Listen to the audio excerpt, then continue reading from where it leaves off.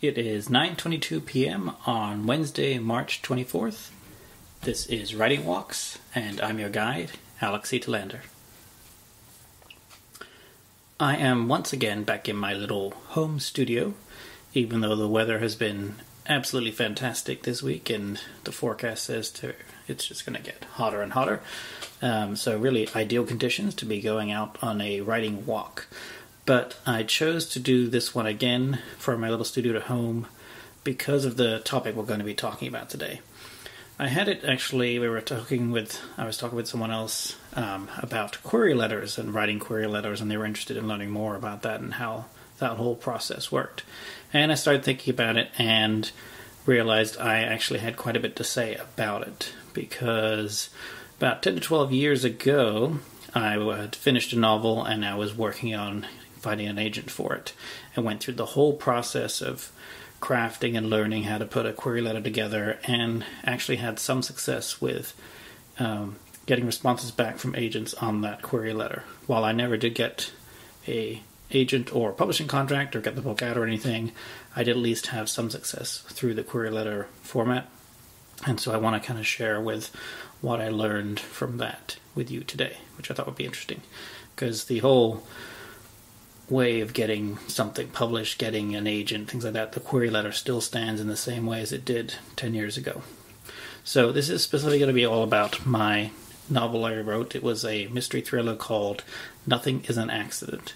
And I'm going to start with a kind of lengthy synopsis I wrote about it, kind of to give you a whole idea of what the whole book looks like as the whole story.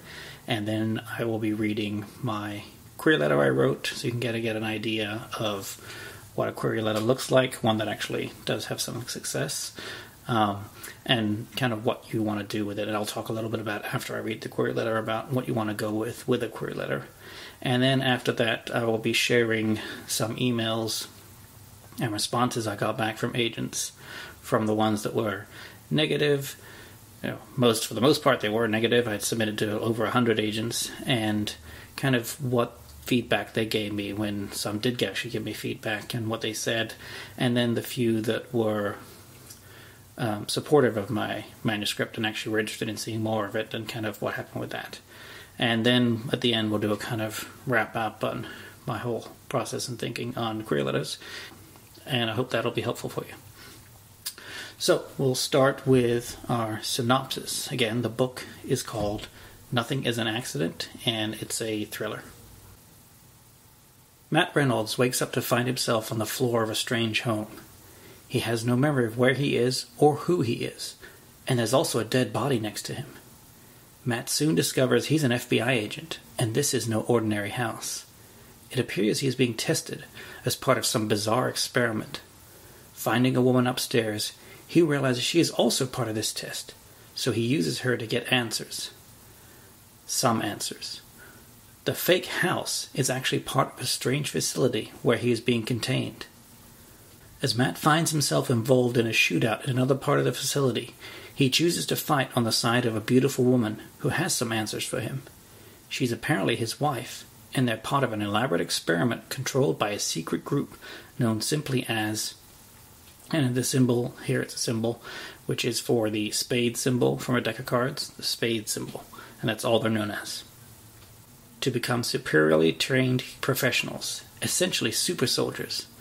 But something has gone wrong. As these details slowly sink in, his wife, Kate, shows him the files to prove it. They decide to find out just who this secret group is, and find out exactly why the people behind it are doing what they're doing. They also want to get their memories back, to bring back their lives and history together. They know it will take time and determination, both for discovering the identity of the spade symbol, and hopefully to fall in love with each other again. They flee from the Nevada facility with the files and the first clues to finding out what this secret group is.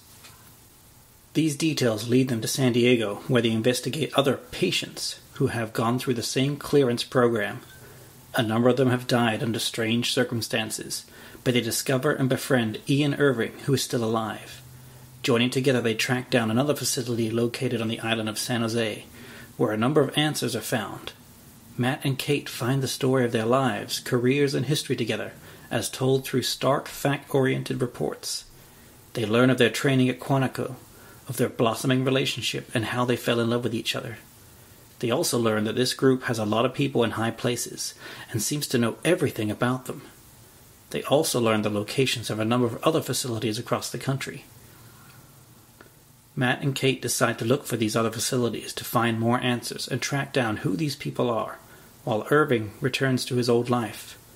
Irving then dies under strange circumstances, and now this mission becomes personal for them. But Michael Lewis, a person high up in this group, plans to put an end to that, sending out professionals to stop them. Matt and Kate search for and find the hidden facilities, only to discover they have been ransacked, and as they travel from facility to facility, people try to get in their way, with every intention of stopping them and even killing them, but Matt and Kate are well trained. Then they meet Jason Ramirez, who was once Matt's partner and knows them both very well. He joins them to search the last facility, but they discover too late that he is working for the secret group, and there are people waiting for them when they arrive. Matt has his worst nightmare come true, as he finds himself trapped in another facility.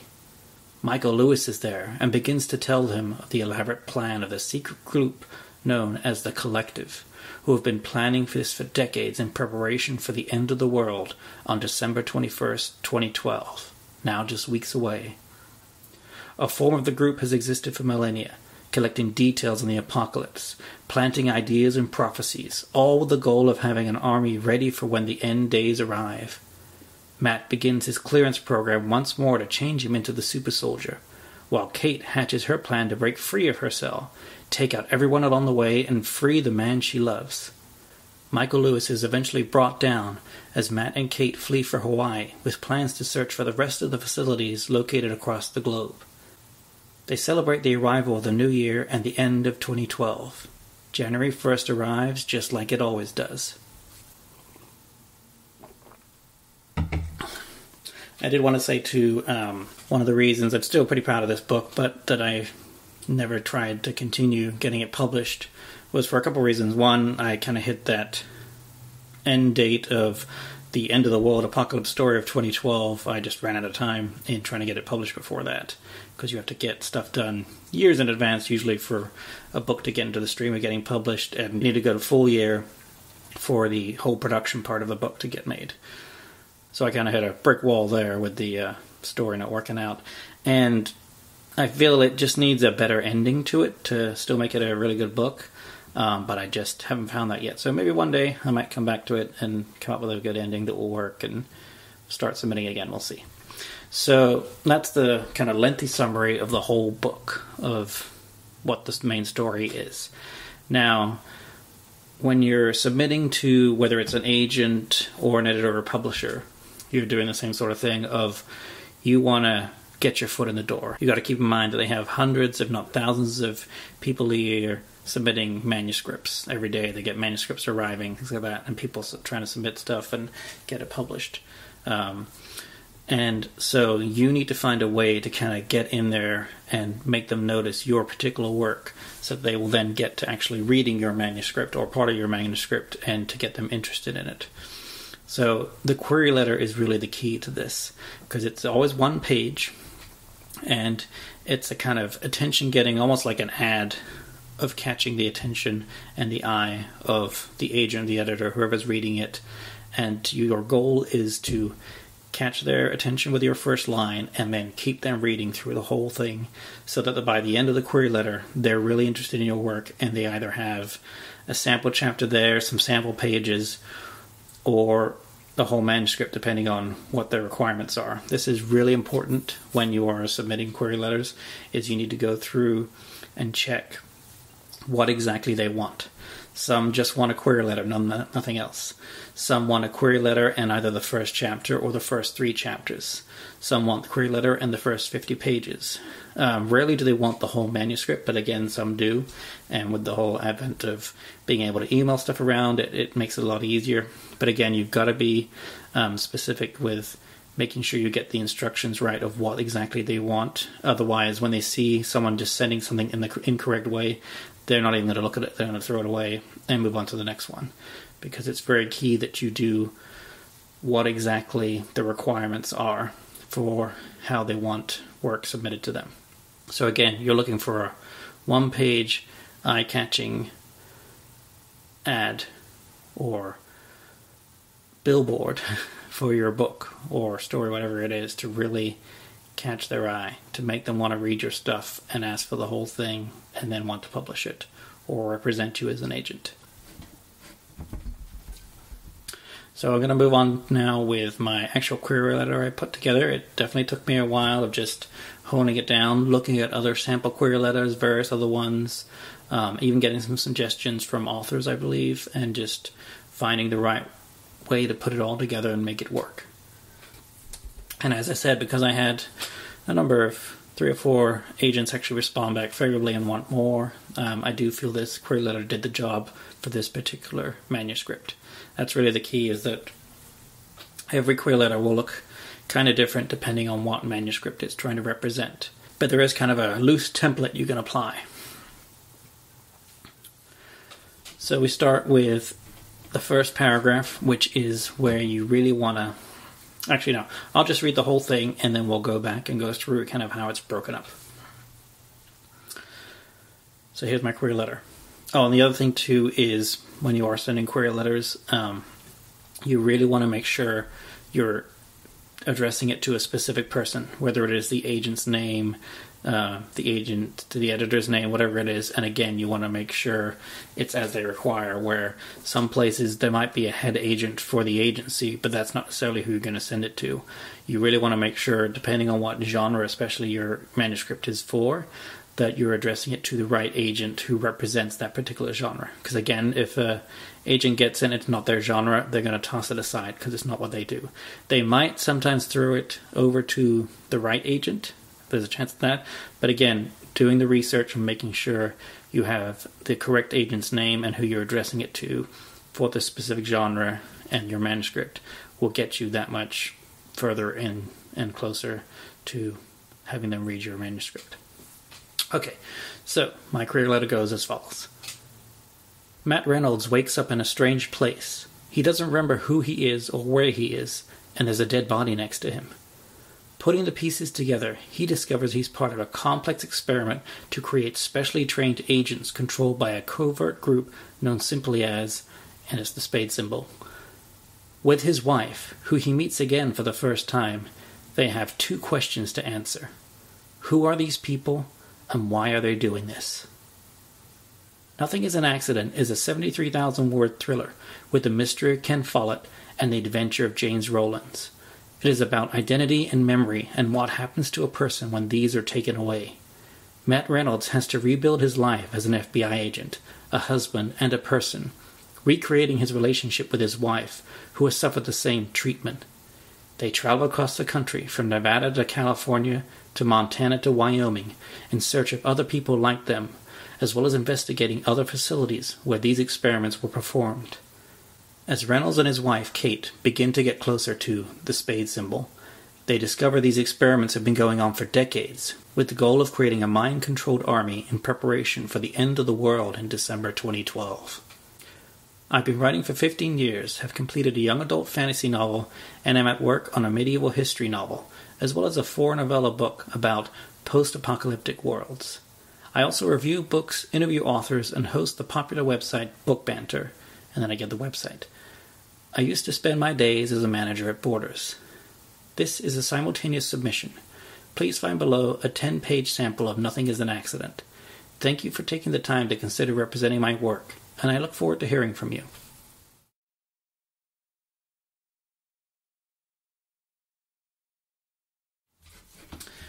So there you have it. So, with our first paragraph, you're kind of summarizing a hook for the book. You're getting the reader immediately interested. This is the sort of thing that would go on the back of a book or on the inside flap of a hardcover, if you think, you really want to catch the reader's attention, whether they're an agent, editor, or, person buying the book at the bookstore. And really kind of keep them reading and wanting to know what's going to happen next, where the story's going to go. And so I didn't give too much away in this first paragraph, just a couple sentences, but I wanted to give enough to, again, suck the reader in and make them want more. And then I moved on to giving the title and word count for the book, because that's important so that the agent or editor knows kind of how long it is. And then this is something I saw mentioned a lot, is you want to compare yourself to one or two either other authors or other books, other styles of what your book is like, because that will immediately then help the editor or agent kind of know what sort of book this is, what you're going for, and what to kind of compare it to. So again, you always want to have that then in there, and that's going to be in the second paragraph of comparing yourself to other authors or other books or the styles of books, so that the reader knows kind of what they're dealing with. And then I'm giving more of kind of where the book goes, mentioning the places it goes to, kind of what emotions it goes through, what some of the subplots are, and kind of what the goals of the book are too. And again, you've got to fit this all on one page. So this took us, I think the first time it was like 2 or 3 pages, and it was a case of honing it down and cutting it back and making it so that it was as concise as possible, that I was giving enough information and detail to keep the reader interested, and that I wasn't taking out too much that they would not know what the story was or get lost in some way or have it be confusing. You want to be clear and concise so that the reader knows exactly what's going on, what they can expect from the book. Then I move on to my experience in writing, any published works, anything like that. You would go through here and talk about what your relation is with writing throughout your writing career. And then the key at the end is if it is a simultaneous submission, which means you are submitting your manuscript to more than one agent or editor at the same time. You really want to put that on there because it lets them know that there is a kind of clock ticking in a way, that there are other agents seeing this, so if this is something they're interested in, they're going to want to get back to you sooner than later, because there's a chance another agent might offer me a contract that way, and they'll lose their chance on it. And again, I mentioned there's a 10-page sample of Nothing in an Accident, and that was obviously wherever I pulled this particular query I did for the requirement or request had been for a 10-page sample. So again, I mentioned that in there, make it clear how it is, and then thank them, and then again provide all your contact info, phone number, and email, and make it clear you won't mind ever hearing from them at any time. So there you have your basic query letter. Touched on kind of the big points of it. It's really a thing that it takes work, like anything with writing, of editing and revising and fixing and getting it to the way you want it. I'd recommend having others look at it and let you know what they think of it, especially explaining, if you explain to them what your goal was with it and what you're trying to get out of it, and, have them be an agent or editor with an open mind of seeing this for the first time and what they think of it. Now we'll move on to some of the responses I got from various, these are all agents I was submitting to, just to give you an idea. So the rule of thumb is, and this goes for anything you're ever submitting, short story, whatever it is for publication, most commonly you will get the form letter back, which is something they have set because they get hundreds and hundreds of responses all the time, and they don't have time to actually write you an individual email or a response, so they just use this form letter that they have ready to go. So for the most part, you're going to get all those. And it's when you don't get that, when you get something a little more, even if it is a rejection, but it has some details in there and some advice or feedback, that one, it means they were a little more interested in it than anything else they looked at that they would have just automatically rejected. So it meant you got a little bit closer there to getting something out of it, which is good, and you're also getting some valuable feedback from the agent.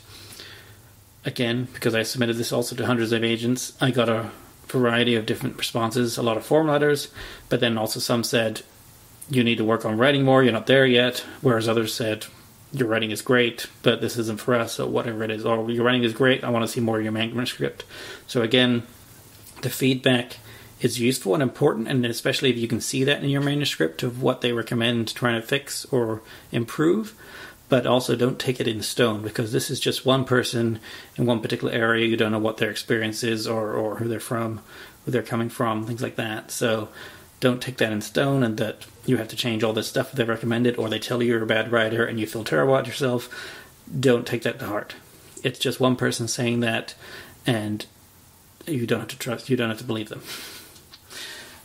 But again, if the advice does help you to see things in your novel that you hadn't seen before, use it. Like all things, if it helps you, then go ahead and use it. If not, throw it aside. Alright, so here's one of the rejections.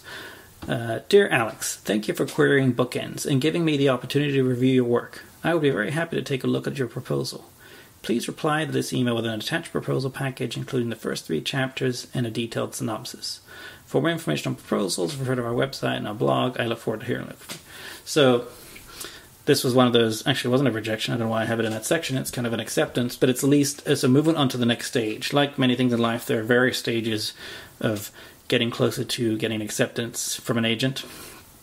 And this was kind of the first stage of, I could move on then to submitting a proposal and more of the work, more of the novel, and then that detailed synopsis, which is what I read at the beginning of the episode.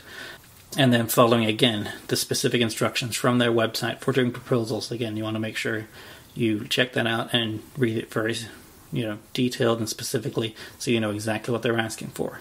Because again, even though you're moving on to the next stage, it's something where if they see something is just off, they only have so much time, they're not going to bother. They're going to say, well, tough, I gave you a chance, but you didn't do it right, so I don't have the time to look at it. And then they'll move on to the next thing. Our next one is, Dear Alex, thank you for continuing to pursue publication by submitting your full manuscript. Unfortunately, I'm going to have to decline the opportunity to pursue representation, as upon further consideration, it doesn't look like a project we'd be successful placing. WordServe is only one agency, and these decisions are subjective. I encourage you to continue seeking representation and publication, and I wish you the best in the publication of your project. So there again, you have a good example of a form letter, where they said that they felt, basically they rejected it, but they said in a nice way where they felt that it wouldn't be something they could try and sell to a publisher, so they didn't want to go with it, and that this was just their particular decision, it's subjective, and that they encouraged me to keep going and looking elsewhere for representation. That's your general form letter, but it's not so bad as a, we don't want this, you're done. I got some of those, not so much we don't want this, but this isn't for us, or whatever, one quick little sentence, and that was it. So it's nice to actually, even if it is a form letter, to get a little more from them. Here's another one. Alex, thank you for your query. Your story sounds interesting, but we can't take it on at this time. A lot of things can do with timing with agencies where they're either they're always getting lots of submissions, but where they've taken too many on at a certain point, or their billing is full. There's too many of this particular genre, or too many of this particular type of story, whatever it is. It can be a thing where, again, you want to keep submitting it to many places over and over in some ways, because you can get it at that certain point when it will just be right, and they'll want more and possibly take you on. Here's another one. Sorry, I've decided to pass on your work. I receive 5,000 plus submissions and queries every year. I can accept only a few new projects. Unfortunately, I'm unable to provide specific comments because of the number of submissions I receive. I suggest checking the agent and publisher listing in Jeff Herman's Guide to Book Publishers, Editors, and Literary Agents. This reference book is published annually. Best of luck with your work. So there's your form letter there indicating how many submissions this particular agency gets all the time, and just how much work they're having to deal with, so to give you an idea of how you're one of many, many trying to get in there. And again, with that query letter and how you present it, it's a key to getting you a little further, how you put it all together and what you do and correctly following the instructions. Here's another one. Dear Mr. Tyler, thank you for your query. As interesting as your novel sounds, I don't believe I will be the best agent to represent your work. Best of luck to you, though, and thank you for thinking of me. Dear Alex, I've had a chance to look at your material and I've opted to pass. Your writing is superior and the storyline kept me moving from page to page, but a combination of several other pieces I have already contracted in a similar vein, as well as just a horrendous schedule, have highly influenced my call. I hope since I'm just getting around to this that you've perhaps landed with another agent. In the meantime, good luck and the best to you and yours. So there was a really nice, it wasn't a form letter, the agent actually took time to actually write an email to me and give me some nice feedback and details, and explaining why this one didn't work for them right now, this particular manuscript, because of other ones they'd already contracted. They were too similar. And again, when you think about it, this agent is going to be going to publishers and contacts they know, and they don't just want to keep throwing the same thing at the publishers. They need to have something special and nice and new and unique to give to them. So that's why this one in particular didn't opt to go with mine, because they already had a number of projects already lined up on pretty much the same subject. Here's a couple more. Dear Alex, thanks for letting me read Nothing is an Accident, but I'm going to pass, albeit reluctantly. You are a talented writer and your story starts well. I became instantly engaged in the plot and characters, but you drift into movie treatment mode when coincidences propel the plot. I can fly a helicopter, and the story takes on a different tone. Of course, another agent may feel differently. Good luck with it. Again, I'm getting some nice feedback there, what they liked and didn't like about it, and again, they admit they're just one person, and that there's other agents that might see differently and look to take my manuscript. Dear Alex, thank you for thinking of us at HSG for Nothing is an Accident. We appreciate you giving us the time to take a look at it, and we've now had the opportunity. Despite the manuscript's obvious merits, we just didn't feel the enthusiasm we would need to in order to take this on. This section is certainly well paced, but the characters and the setup felt a touch too familiar. We hope you succeed in your search for appropriate, enthusiastic representation. Best of luck to you and happy holidays. So again, you've got some examples here of which makes me feel good because I'm getting detailed feedback and also they're complimenting my writing, which I like. And again, I had some others that said they didn't like my writing. So again, you see number of agents liking it, number not, so you can't take what an agent says to heart. Okay, and one last one in the kind of rejections, even though this was a sort of acceptance, but it ultimately led to a rejection. Dear Alex, wow, would love to see where your story is headed. Please send us the manuscript. I look forward to reading it. So again, they want more of the story. So I've gotten that first step in there and can send them more of the manuscript or the whole thing. And then at that point, they decided it wasn't the right story for them. But it's all about getting that little next step there and getting closer and closer. And the more you see yourself getting past that first place, after you've done your query letter and submitted what they wanted, and they ask for more, it shows that what you're doing is working, and to keep on developing that and pushing it further and trying to get closer and closer to landing that agent. Alright, so now we move into the few that I had were solid acceptances from my query letter and some samples I submitted and what they wanted more. Dear Alex, thank you for allowing us to review the sample pages of Nothing is an Accident. We read the material with great interest. We will be pleased to consider your manuscript for possible representation. Please email the next 30 pages together with a detailed synopsis and a list of submissions to other agencies or publishers, if any. Of course, this does not influence our reading, but we need this information just for the record. Please write requested materials on the title of your book in the subject line and attach all requested materials as a Word doc. While all submissions are handled with the greatest of care, we cannot assume liability for them. If you do choose to send the requested materials via regular postal mail, please note that we cannot be held responsible for their return. Since we cannot be responsible for loss or damage to any other materials, please send only copies of the work. If we decide not to undertake the marketing of the work, we will do our best to return the materials to you as soon as possible. We would appreciate you sending postage to cover the book to be sent first class, and we cannot register materials. Thank you for your interest. So, as I said, I was doing this over 10 years ago, so it's kind of a hazy memory now of the few kind of acceptance I did get. I totally didn't remember this one, and here at this point it sounds like they truly want to represent me. I don't recognize the name of the agent or the agency, so I feel obviously something happened later on. Maybe there was a change at the agency, something happened with the agent that made them have to change the situation, I got passed on to someone else, or ultimately when they saw the full manuscript, it didn't work for them in some way. So it gives you a kind of idea where here at this point it seems all good, really good news, and that things are looking really well, and the chances of me getting represented are very high, that even when it seems like this, until they actually, until you sign on that contract and confirm things, nothing is definite. So just to give you an idea of that. And here was the follow-up from that same agent after they got it all. Thank you so much for giving me the chance to review Nothing is an Accident. I read the material with great interest and enjoyed your vivid sensory details and fast pacing. You've truly captured a sense of urgency and intensity. However, I am sorry to say I must pass on representing this project. Unfortunately, I didn't quite connect with the story in a way that I wanted. Therefore, I do not think I would be the best fit. Please keep in mind this is only one opinion, and I wish you the absolute best of luck in publishing. So again, you saw that with the first email I got from them after the query letter and all that, saying we would be pleased to consider your manuscript for possible representation. That sounds a lot like, we're going to sign you on and we're going to be your agency. But again, you see after they get the full manuscript and the follow-up email, that's not the case. So again, until you've signed that contract, nothing is definite. Here was another acceptance I got. Thank you for querying. I'm very interested in discussing Nothing as an Accident. Please call me. Thanks. So that was where I believe I had mailed in the full manuscript and had to call the person, which was definitely nerve-wracking, arranging a time that worked for them, and just I remember feeling very nervous calling in and talking to this big agent and me having to fend for myself. But ultimately, again, after they got the full manuscript, they decided it wasn't a right fit for them and gave me the bad news. But it was cool to actually get a call and actually talk to someone. Again, that's someone taking specific time out of their day to talk to me about my manuscript, which is something that, 98% of people submitting stuff don't get. So keep that in mind.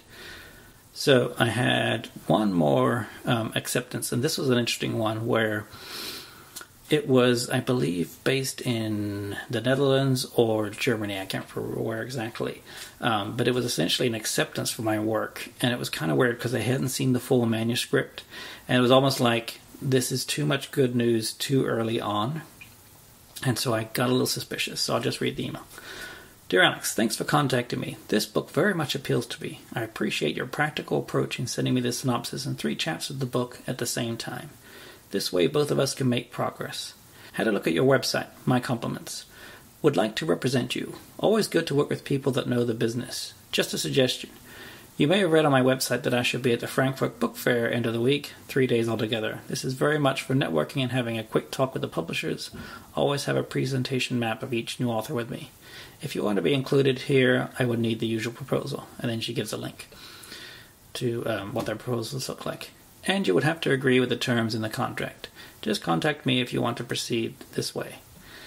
Again, compared to some of the other acceptances I've gotten so far, you kind of get an idea that this seems like a lot. It seems like a great deal and all this stuff. But again, something was just pinging me that this felt, again, too good, too early on, without her having read the full manuscript and knowing what she was getting in here. I was trying to see, one important thing when you're researching agents is you want to know what other authors they represent, who they've represented in the past, and things like that. And with this particular person, I couldn't find on their website specific authors. I could see genres mentioned and things like that, but no one specific. And then when I kind of pushed a little further to say, can I have some specifics on who you represent and what you do and things like that, I got a follow-up email saying, thanks for your email. I would need your proposal quite soon. I may not mention any names of my clients, but I can give you an indication as to who they are.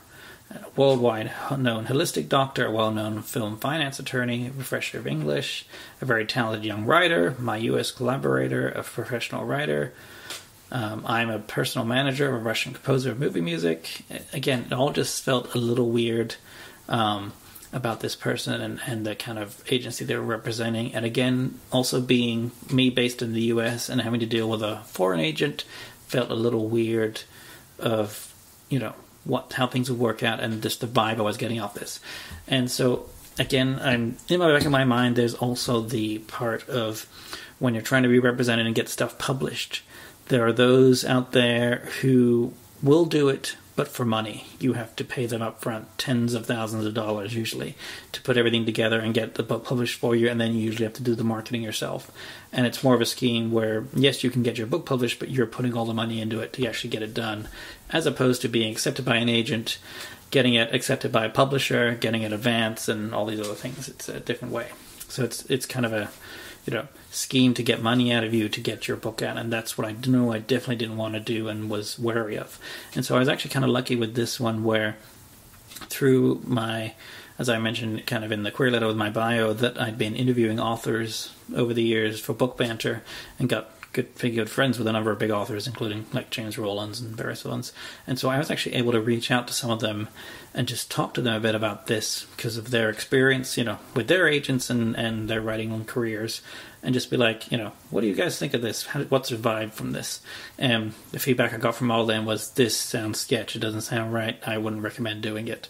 And so I was lucky in that way to be able to get advice from published authors who kind of knew the business a lot better than I did and were able to give me that feedback. So that's why that one didn't happen.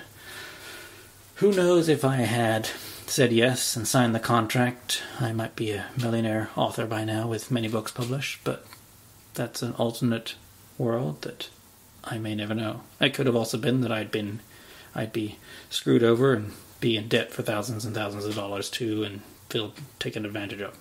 So, anyway, that wraps up query letters. So you kind of have an idea there of kind of the stages I go through with the synopsis to give you an idea of the book, what the query letter is, how I put that all together, what each paragraph is. As I recall too, I think you can look this up yourself through what they recommend for templates for query letters. Again, with the internet now, it's really nice to be able to just Google all this stuff and get a lot of examples. But you want to have, again, 3 solid kind of paragraphs of capturing them on that first one, giving some details on the book and some more summary on the book, and then that last one all about yourself and why they would want to represent you. And then we moved on to kind of the various emails I got. Again, the nice thing with Gmail is I keep every single email I get, so I have all those saved up and was able to dig through and pull them all out, and it was kind of fun to take a trip down memory lane from 10 years ago when I did all this. But I hope it was kind of helpful in giving you an idea of what the goal is with a query letter, why it's so important, what the keys are with it, and how it can give you that first foot in the door of getting representation and ultimately getting your book published. Thank you once again for listening to Writing Walks. I hope this episode was helpful to you. If you have other subjects in writing you'd like me to cover in particular, please don't hesitate to email me. You can reach me at writingwalks@gmail.com, and I'd be happy to think about doing these again. I like to go out and do the actual walking part of writing walks and enjoy the beautiful nature and weather and talk about writing at the same time. But when I can do useful feedback in this way, such as with query letters and going off of, concrete details that I have, I'm happy to always to kind of work out of my studio and do it that way too. Because the point of this is to help myself become a better writer and explore what I did in writing in my career so far, and then to help you, the listener, in your writing exploits and how you can become a better writer too. So again, if you want to email me, that is writingwalks@gmail.com. If you would like to support the show in any way, you can do that through the Patreon I have for Ostium and Writing Walks and Circe, and that is at patreon.com/ostiumpodcast, and you have a whole ton of extra goodies on there for all the shows I do. So once again, that's patreon.com/ostiumpodcast. Thanks again for listening, and I will see you next month on the next episode of Writing Walks.